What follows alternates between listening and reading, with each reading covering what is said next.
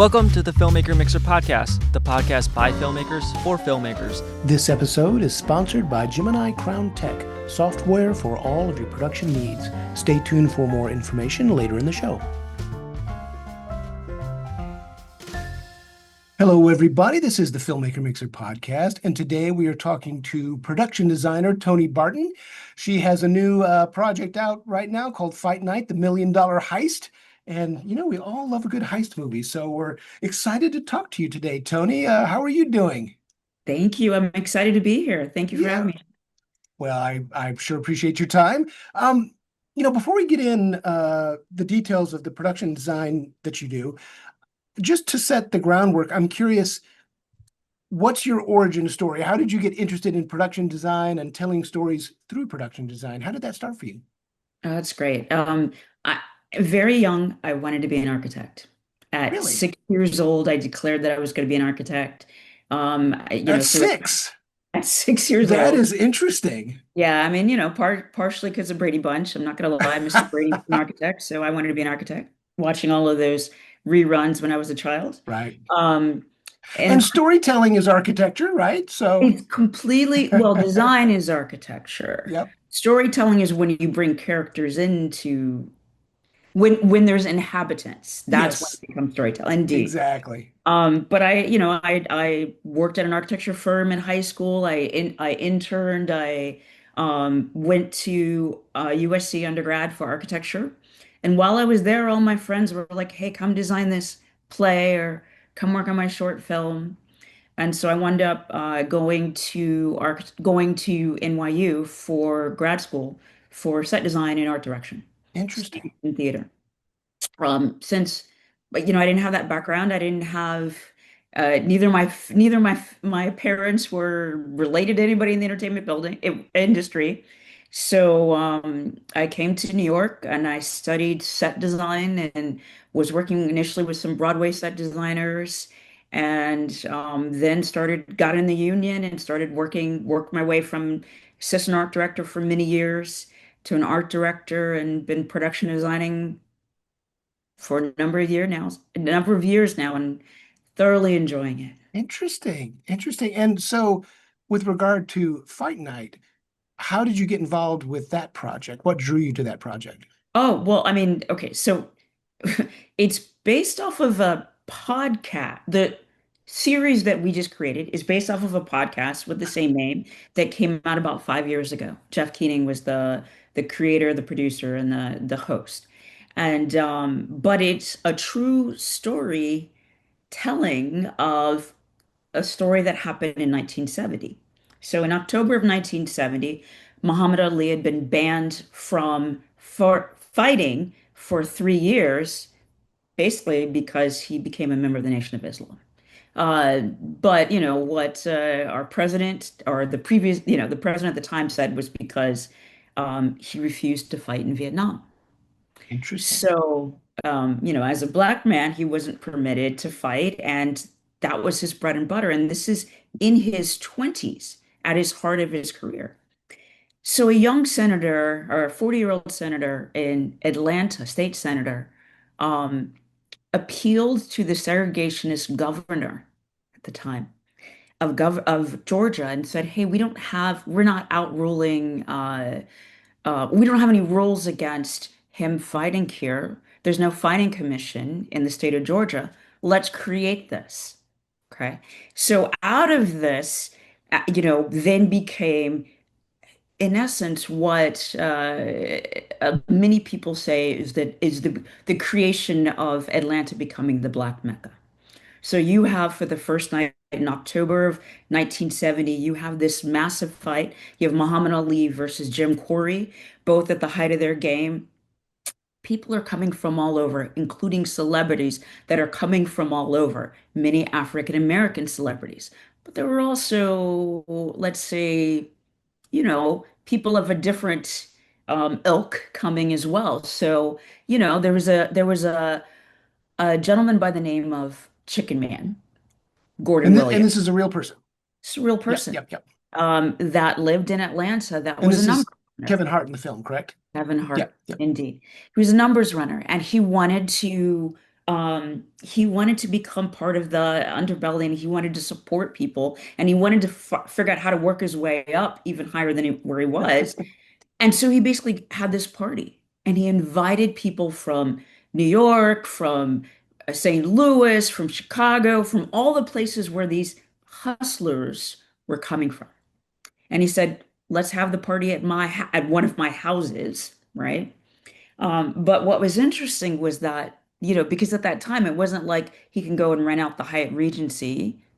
You can't have a party with a whole bunch of black hustlers in Atlanta, in segregationist Atlanta, right? Or segregationist Georgia. So he has this party, but because of the man that he is, he says no guns. You can't bring a gun in. Well, somebody gets a hold of this information, and all of these robbers go to rob the hustlers. So it's a really interesting story, and Jeff Keating was able to interview a lot of the people, including Chicken Man, J.D. Hudson, who was played by Don Cheadle. He was the detective that was set up to investigate this crime, but he was also set up to um, basically be Muhammad Ali's bodyguard. They weren't going to get a white man to be the cop to do that time at that time. And in 1970, this cop that was one of the first cops to integrate the Atlanta Police Department was not permitted to arrest white people. So, he was basically lowered to but being a bodyguard in essence, his part of Muhammad Ali's detail. But it becomes this interesting dichotomy that then our showrunner, Shea Bana, created this story that you just dive into.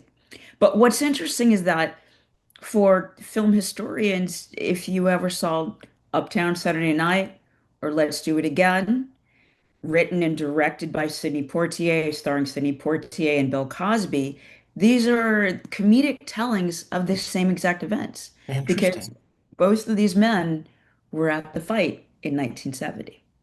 Wow. So when you go to Atlanta in particular, and you meet some Atlanta, I don't know what they're called, Atlanteans or whatever the correct term is, right? They know this story, and it's kind of like a fable that's been told down. But because you have black people, black robbers that are robbing these hustlers that are coming in with their mean coats and their however much money that they're flashing because it's a casino night, you know, nobody's investigating.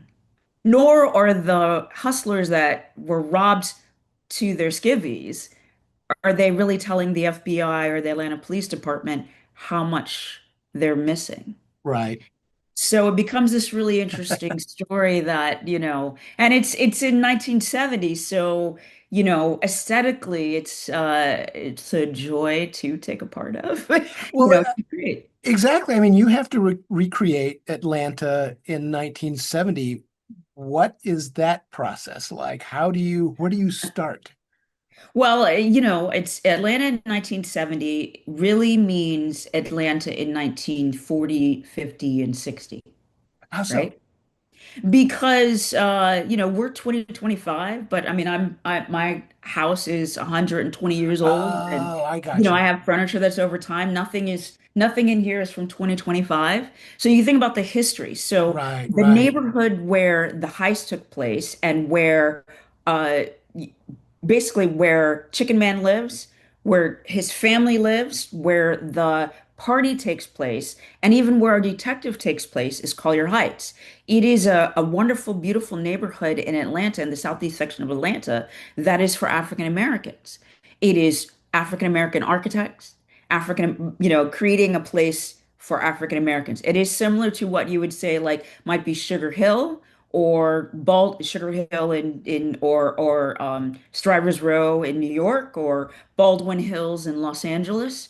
But it's a specific area and a specific time. These houses were built in the 50s and 60s, right?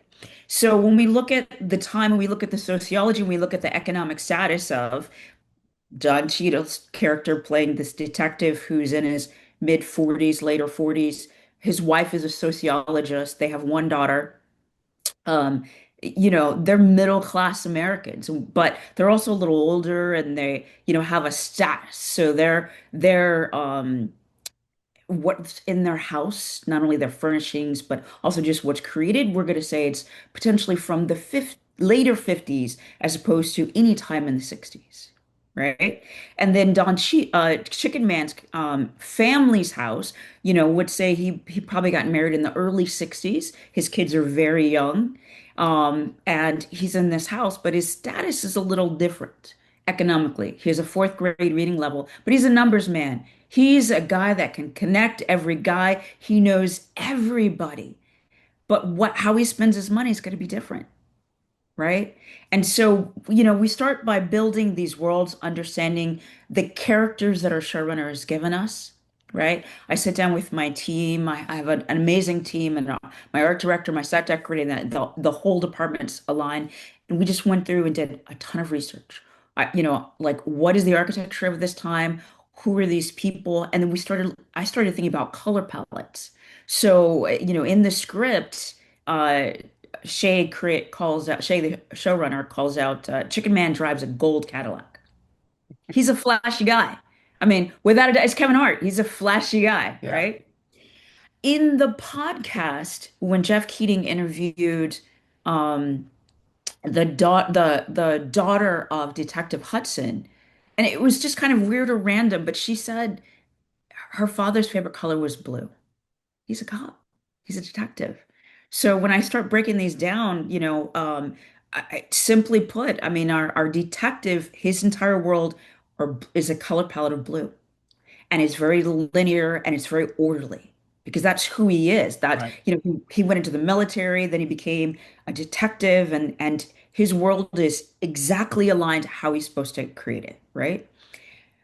Chicken Man's a whole nother story. So he's golds and reds and bright colors. And he's not falling back into the palette, he's coming out of it. So, in conjunction with the costume designer, we're just building a world that just works and defines these characters really well. But what's interesting is because it's 1970 and I'm in Atlanta and I have to build many elements of the world that are scripted, but also, our showrunner said that he wanted to create a love letter to Atlanta. So he's calling out places like the Hyatt Regency Hotel, which was built in 1967 in downtown Atlanta, Pascal's Chicken Restaurant, many different places that people know that may or may not be standing, but none of the places look like they did then. So we're building them Right. from scratch. We're building them. And even when we're outside and we're like walking down a street, no street looks like it did. No, there's no payphones, there's no, neon signs are a lot different. There's, billboards are different. Even our fire hydrants are different. So just thinking about all of those elements so that when we create this, every single thing that we touch has to be touched. The only place that I think in episode 5 or 6 we have a lot of scenes where we're running through the woods, and I think I took a nap in the scouting van that day, and I told the director, I promise I'll send the greensmen, but I'm not gonna go into the woods this time. But I work on something else. Well, when you're building something like 30 sets over multiple sound stages, how do you manage that, and how does that impact what you can and can't do on a schedule and a budget? Does that make sense? Yeah, completely. I mean, listen, I don't do this by myself. I have an amazing team.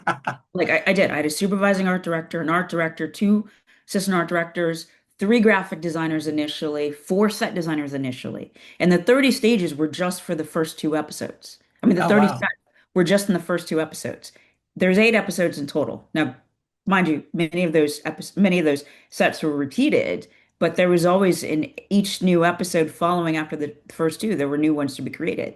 And then for the set decorator, we had set decorator, he had his main assistant, he had two buyers, and then a whole team. We had coordinators and PAs and you know construction and scenic and set dressing. I mean, it was a massive team that were extremely talented, and I'm extremely grateful to have worked with. But it it didn't come by me alone. And it came with me crying. There was me crying a lot, but I mean, you just have to Well, make it work.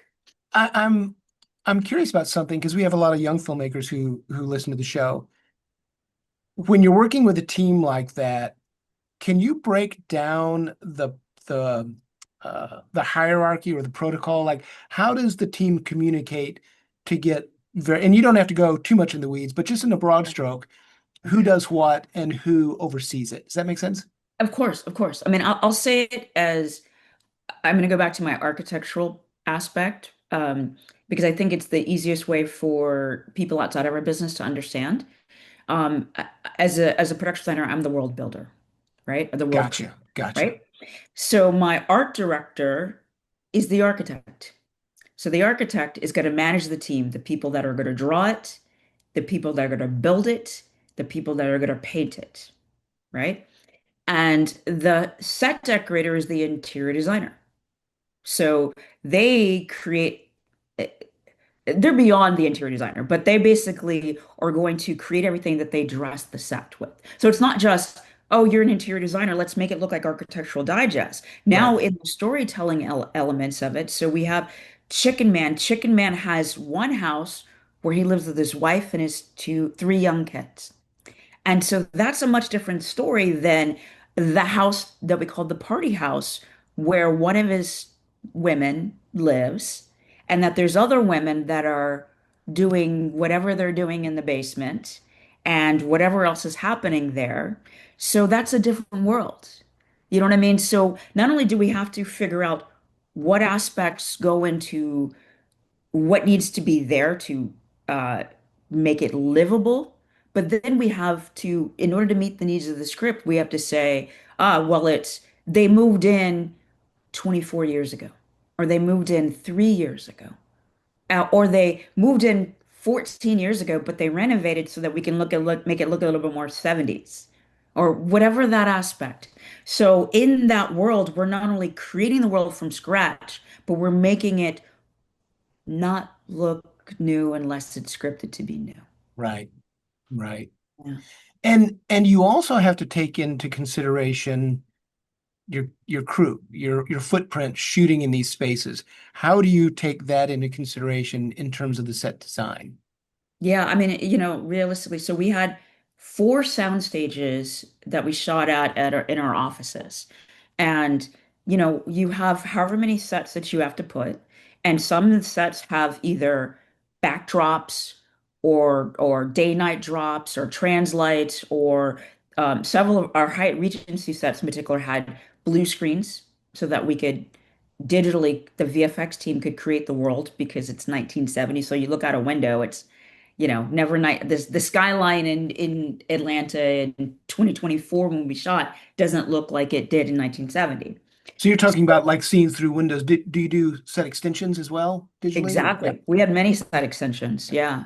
Yeah. So in particular, I mean, just in terms of set extensions, we had for the Hyatt Regency, we created one set that was a rooftop bar, which the Hyatt Regency stands today in downtown Atlanta. And on the top, above this 22, 23-story building, jetting out is this Jetsons looking rotating bar or restaurant, right?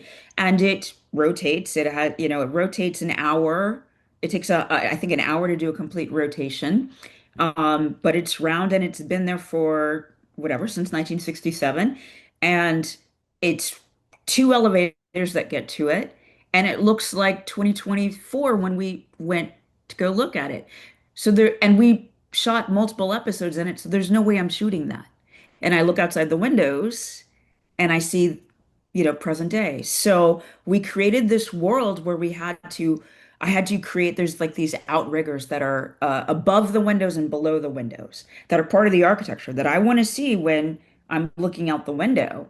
And then beyond that, underneath that, beyond, as far out as possible, it's all blue screen because we have to build the skyline of 1970, which Right. is, you know, so different than what it is now. Yeah. Interesting.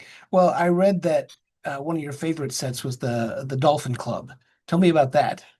Yeah, so the Dolphin Club is 1970. It's Dolphin Club was a real club. It existed on Jekyll Island. Some of our robbers go to Jekyll Island to get away from Atlanta to hide. Jekyll This Island, off of Georgia, right? yeah, it is. It's Off off the it's sea off coast. Yeah. Indeed, Yeah, indeed. yeah, It's yeah. the Pacific, excuse me, the Atlantic Ocean. It Right. is 5 hours from Atlanta, and it's still there and it's beautiful. Now, in 1950s, there was a segregated beach called the St. Andrews Beach, which was on the southern part, probably the most undesirable part. And on it there was a motel, there was the Dolphin Club, and there was a couple other buildings that were owned by a brother and sister, African American, that created it for African American tourists, right? And so many guests, the Percy Sledge, B.B. King, Millie Jackson, they all performed there. And this was part of the Chitlin circuit. So at the Dolphin Club was, the Chitlin circuit were venues where African Americans could not only perform, but also African Americans could attend and see the artists because everything had to be segregated. With the passing of the 1964 civil rights bill, it ended it ended that. So this building in our story in 1970 was abandoned. It still had the marquee. It had windows that were boarded up. It had no electricity, right? So now our guys are going to hide out because they know that they're not going to be, or they think, I should say, they're not going to be found there, right? And we have this uh building that's on the beach and that is had this marquee where we did a tribute to Otis Redding because he's a Georgia resident, right? So on it you see the Otis Redding on the awning, but the part of the letters have fallen off and the windows are cracked open, but they're boarded up. But you go in and it's we did a beautiful mural of the time, a tribute to the Dolphin Club with the brother and sister. This goes back to knowing your team. I had one of the scenics was an amazing muralist, Keenan Chapman. And so he created this mural for it that was a tribute in the entry to the Dolphin Club. The ticket booth was like a dolphin head, and you go in and we had all these beautiful elements that were, the only thing that I could find. When I went to Jekyll Island, I went to the Jekyll Island Museum to do research. The Dolphin Club exterior was all white. It was cinder blocks, and I'm assuming it was all white on the inside with VCT tiles. And then it just what was written was a large horseshoe shaped bar in the middle, and then a stage off to the side. But I didn't find any photos of the interior. But it didn't matter because I wanted to tell the story that helps to tell our story. And going back to our color palette, where Chicken Man was red and gold, and our detective, JD Hudson, is blue. This is the one time that we kind of merged all of those because Oh, it's interesting. episode 7, so it's right before our ending. It's the episode before our last setting, and it's where kind of all of our characters kind of come together for the first time.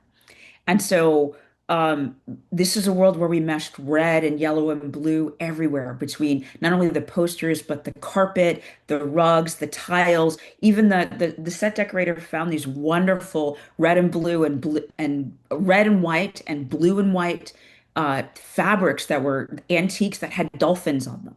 That were, all throughout. But so we created every single aspect of that, got down into the weeds of it, including the graphic designer creating all of the posters and the marquee. Um, and then we had to think because half of the scenes are daytime where we have light that's going through the windows, and all the other scenes are night. And it's a massive chase because we have robbers and detectives and heist gentlemen and chicken man and detective, etc., all chasing everybody going throughout. And there's no electricity. So we have a fireplace that we created, a stone fireplace where that gives off light, and we have moonlight coming in through our windows, and we have some candle lights.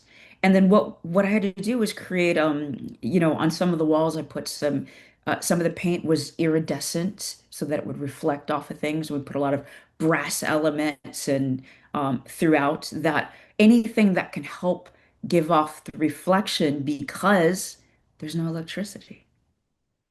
And so this was important for the not only for the DP, but also, we have to see these characters and understand what's going on, but also not get too um lost in the world. We have to be able to see the world. So That's interesting.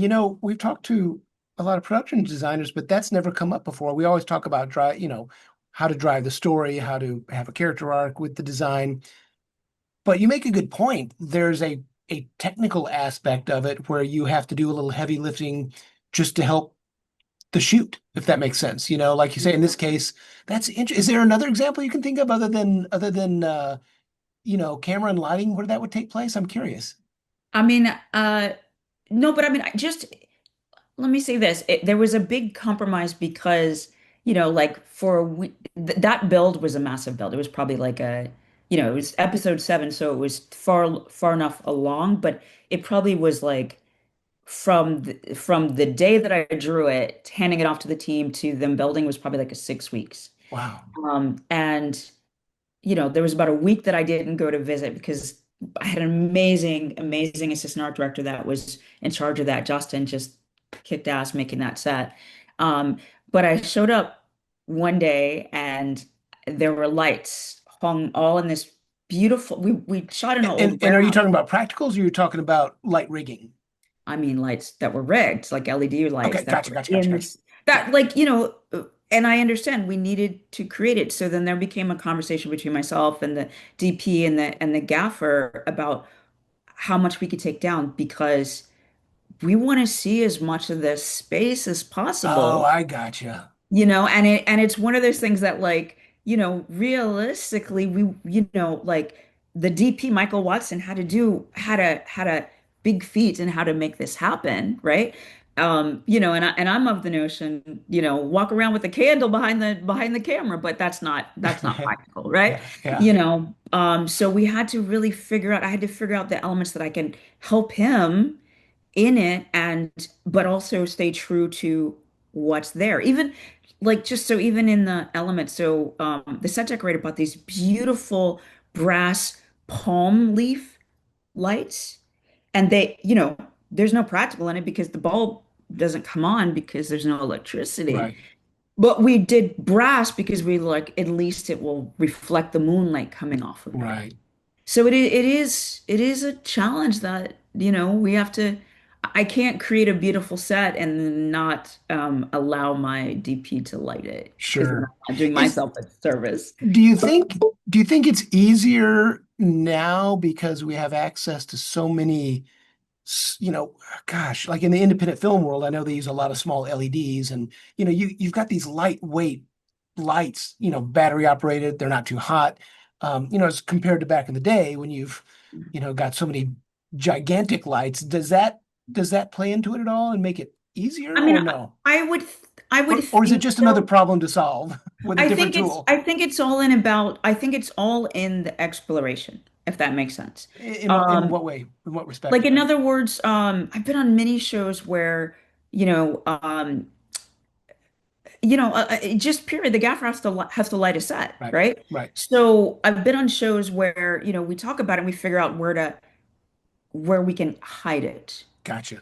where I create a blind or something. So it's just a matter of creating that conversation so that we're all working in conjunction, but that the space is indeed believable. Right, right. Yeah. Well, before we wrap up, I have another question about production design.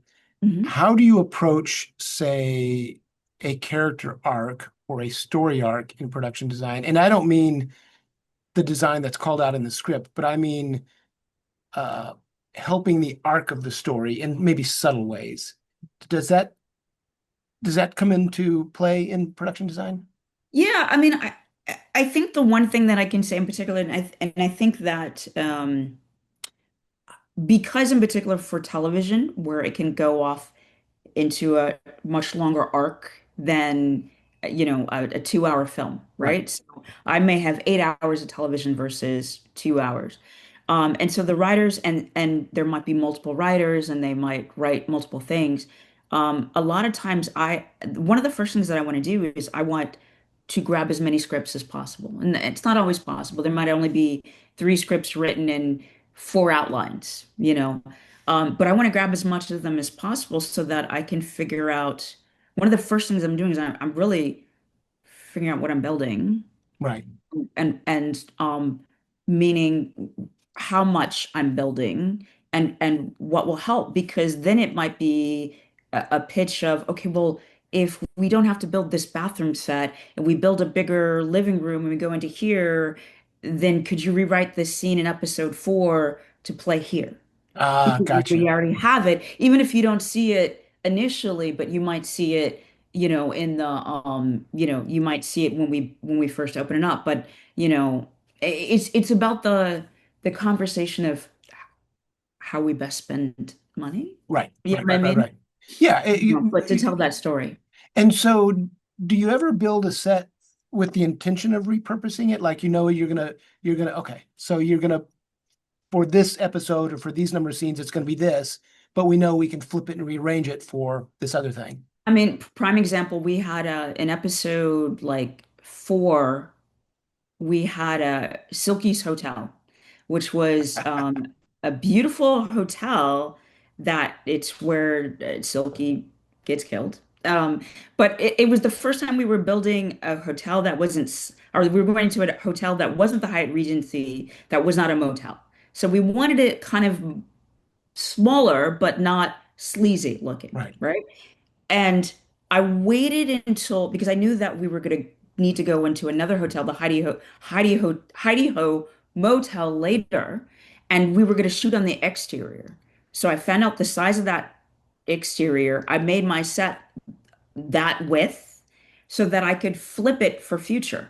And so Ah, what we did was we built the motel window wall and door to match the location for the episode 5 and 6. But we just made it the width of the other one, and it's completely different. Wallpaper walls in the nice hotel, and then we covered it with paneling walls from the 60s for the motel, and different carpet and different doors on the ends. But it saves a lot, and I do that a lot. We do that a lot because yeah, it's just realistically being sustainable and being smart about our money, and also it's also time putting up and taking down. So whatever we can do to make things turn over, sure. Makes totally do. sense. Makes Yeah. sense. Well, Toni, before we wrap up, how can people track your work and see what you're up to? Are you an Instagram person or social media person? Can they follow your work and your designs? Yeah, definitely. I mean, I have a website, which is my name, tonibarton.com. And then I am on Instagram at tonibartonnyc.com. Awesome. Awesome. Well, Toni, this has been a delight chatting with you. I appreciate all your time, and yeah, circle back sometime. We'll chat again. I'd love it. Thank you. All right, you take care. Thank you, you too. This episode is sponsored by Gemini Crown Tech, owned and operated by Stephanie Moore and Stephanie Harrison. We at Gemini Crown Tech have covered all your production management needs with our proprietary software. Please visit our website at www.geminicrowntech.com and use the code FMP for Filmmaker Mixer podcast listeners, so we know how you heard about us. Thank you for listening to the Filmmaker Mixer podcast, a podcast created and hosted by filmmakers Jeff Stolen and Andrew Lamping, and produced by Melody Lopez. Our theme song was composed by Stephen D. Bennett. Make sure to follow or subscribe on whatever platform you're listening to us on, and stay tuned for future episodes.